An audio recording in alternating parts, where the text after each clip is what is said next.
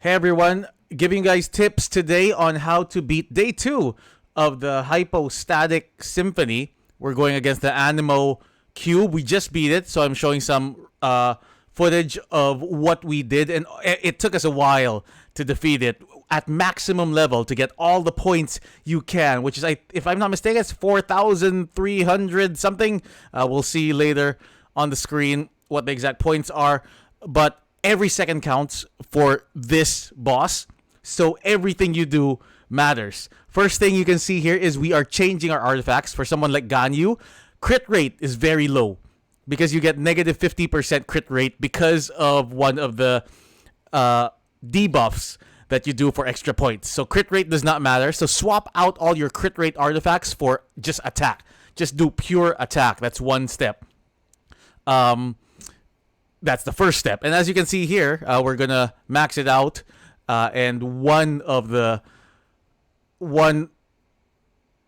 debuffs is indeed that no crit, 50% less crit rate. Your team composition matters so much. Everyone has to be DPS. So everyone has to bring their best, their very, very best DPS damage output type fighter. And once you get in, you guys need to coordinate, and first thing you do is you eat. Recommend eating two things. One will be the Adeptus Temptation, and another, I ate the wrong thing actually in this one, will be the Essential Oil. And once you start, you just have to hope that it attacks you right away. But once it does, everyone needs to pretty much put out their skill, their burst, and just go mad crazy DPS as quickly and as powerfully as they can with all their tricks. Now, there's quite a few things about this hypostasis. Is don't go too far from it. That way, when it lands, even when it's trying to attack, you want to be right there. When it attacks, you want to be right next to it. Especially if you're not ranged, like the Luke, possibly, or if you're going to use the melee of Child. So even when it's doing this tornado, you want to be close enough to where when it's done, you are hitting it. Every second counts. It took us a while to do this. So right when it's done, you're already hitting. And giving it everything you have. So don't stray too far, because if you still have to run to it after you're done hitting it, after you're evading it when it does its tornado attack, then that's a lot of time wasted. Now it's gonna do its own burst, its ultimate skill. When it does this, you want to destroy those. Actually, let me pause it here. So what happens is you can see orbs on the ground. Let me rewind that a bit. There are little orbs on the ground that you will need to destroy.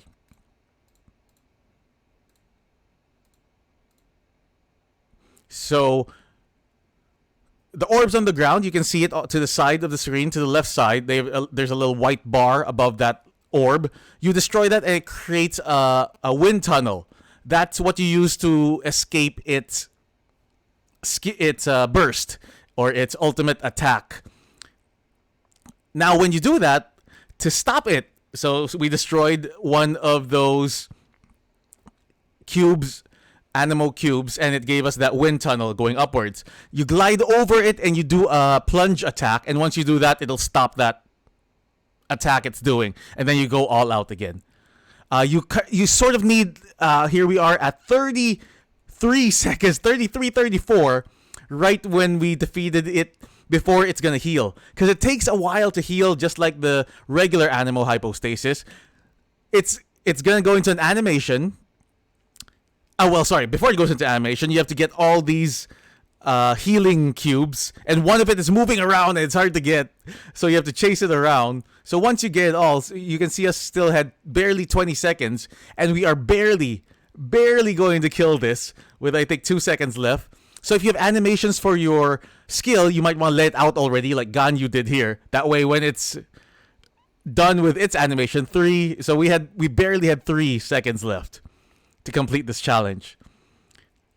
So again, those are my tips. One is your team composition. Very important that everyone is doing DPS. There's no healing here. You have 2 minutes to deal maximum damage, and this is an annoying enemy because it has so many animations, and it wastes so much time. Again, eat 2 types of food. One is the foods don't stack. If you can't eat 2 attack foods, so eat 1 meal that's attack, and the other one can be the essential oil, which adds to your elemental damage. Again, I ate the wrong one here because I was using Kaching before this last one, so I just had it implanted that I was gonna go Adeptus Temptation and then run to that Electro Essential Oil, and that was wrong. But fortunately, we still finished it here.